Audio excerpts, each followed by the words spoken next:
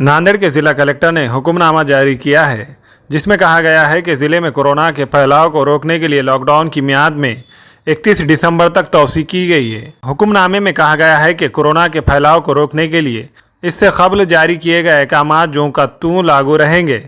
अहदेदारान को चाहिए कि वो इन अहकाम पर सख्ती के साथ अमल आवारी करे।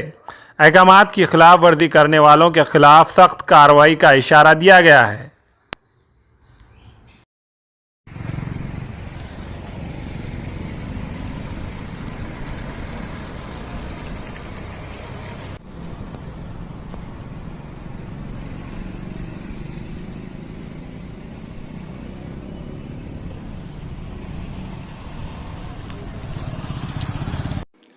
हमारे यहाँ फर्नीचर, पलंग, सिंगारदान, सोफा सेट, अलमारी, dining table, fridge, computer table और दीगर कंपनियों के फर्नीचर दस्तियाब है। एक मरतबा तशरीफ लाकर खिदमत का मौका दे। प्रोप्राइटर मौलाना शबीर साहब, deluxe furniture mall and home appliances, fruit market के सामने, माल्टेगरी रोड, कामठा, नांदेड़।